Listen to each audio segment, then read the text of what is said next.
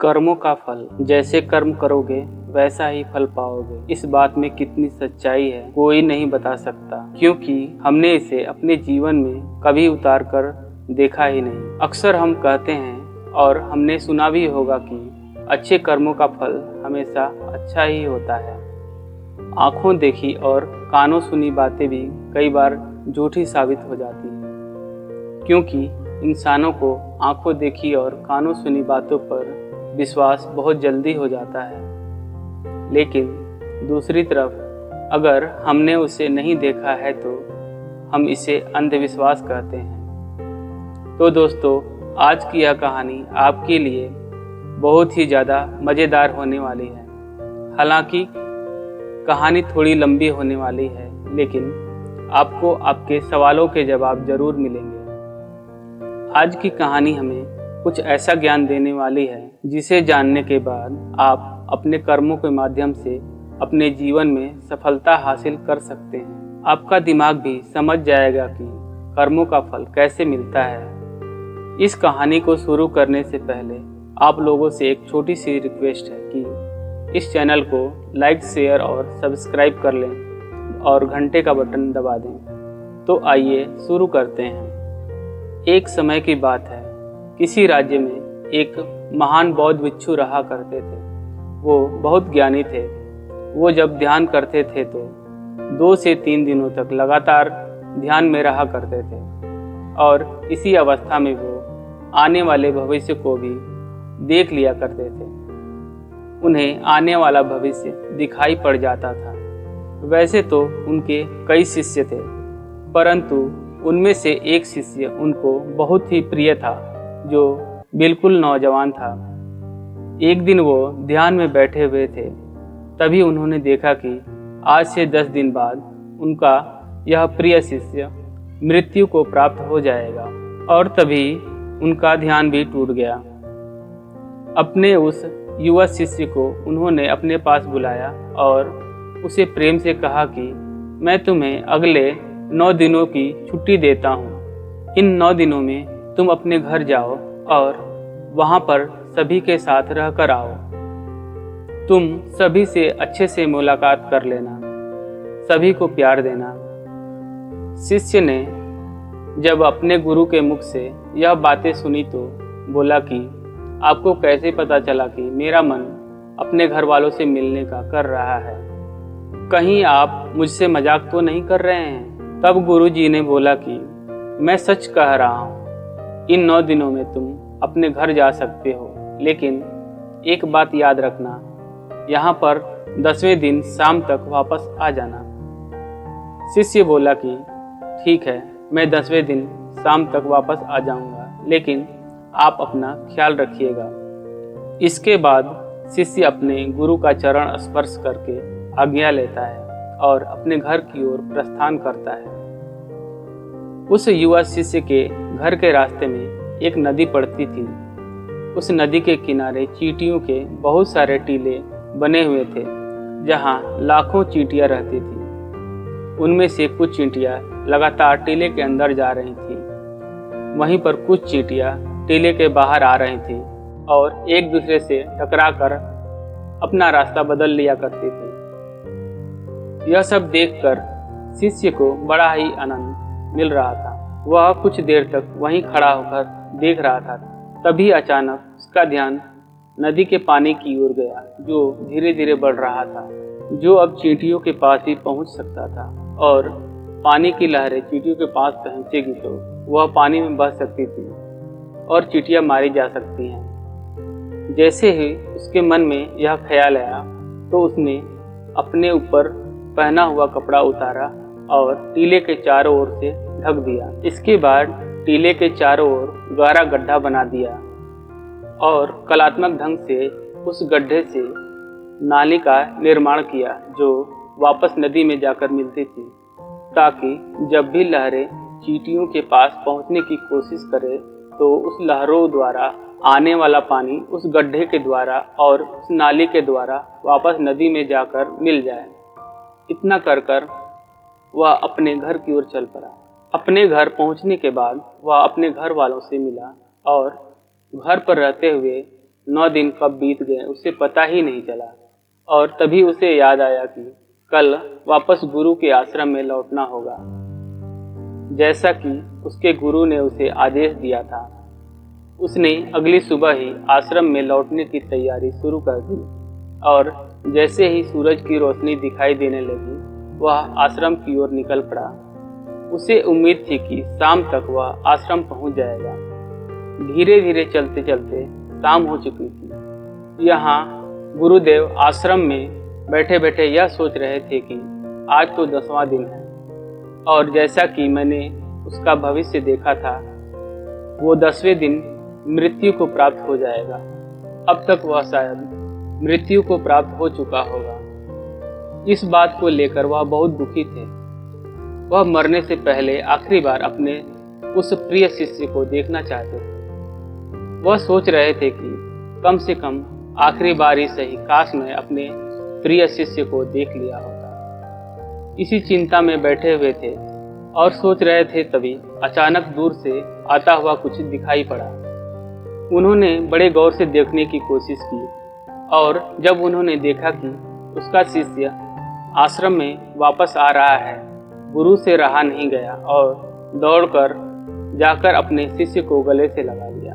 गुरु मन ही मन सोच रहे थे कि आज 10 दिन होने के बाद भी शिष्य जीवित कैसे है, वह सब कुछ जानना चाहते थे। उनका देखा हुआ भविष्य कैसे गलत हो गया। उन्होंने अपने शिष्य से कहा कि जब तुम यहाँ से गए थे तो इन 10 दिनों में तुमने क्या क्या किया, मुझे बताओ। तब शिष्य ने चींटी वाली कहानी अपने गुरुवर को सुनाई। कहानी सुनते ही गुरुवर को यह समझ में आ चुका था, उसने चींटियों की जान बचाई थी और इसी काम के परिणाम स्वरूप उसके शिष्य को एक लंबा और खुशहाल जीवन प्राप्त हुआ है। इन सारी बातों को सुनने के बाद गुरुवर के मुख से अनायास ही निकल पड़ा, कर्म का फल लौटकर अवश्य आता है। शिष्य ने इस बात को सुना लेकिन इस बात को समझ नहीं पाया, इसलिए उसने पूछा कि आप क्या कह रहे हैं। तब गुरु ने अपने शिष्य को वह सारी बातें बता दी। उन्होंने ध्यान में बैठे हुए जो देखा था। जब सारी बातें सुनी तो शिष्य के मन में सवाल उठा।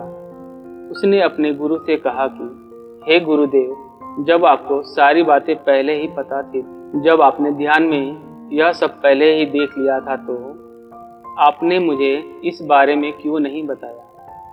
जब आपको यह पता था कि कर्म इस तरह से काम करते हैं, तो आपने मुझे पहले ही अच्छा कर्म क्यों नहीं करवाया, ताकि मेरी आने वाली मृत्यु टल जाए।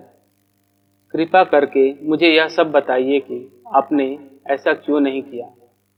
मैंने तो अनजाने में ही चींटियों की मदद कर दी थी, जिसके परिणाम स्वरूप आज मैं आपके सामने जिंदा खड़ा हूँ। लेकिन यह काम आप मुझे बताकर भी तो करवा सकते थे, तो फिर आपने ऐसा क्यों नहीं किया? इसके पीछे क्या कारण है?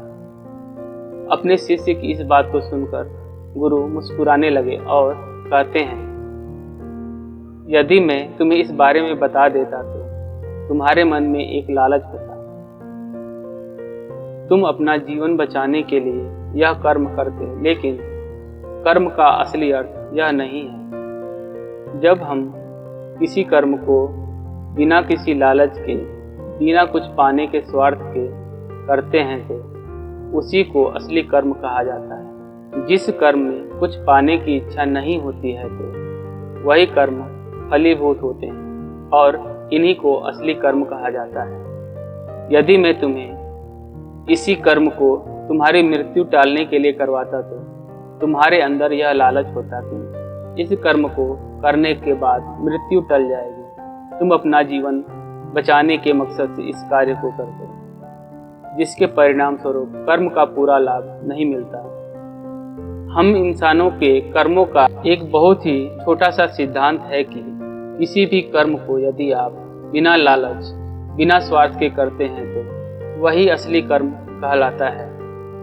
अर्थात किसी भी कर्म को पूरा मन लगाकर कीजिए, लेकिन उसके बदले में यह मत सोचो कि उसका परिणाम क्या होगा, इसका फल हमें क्या मिलने वाला है। तुमने देखा होगा अक्सर जब कोई व्यक्ति दान करता है तो उसके साथ उसका मन भी जुड़ा होता है।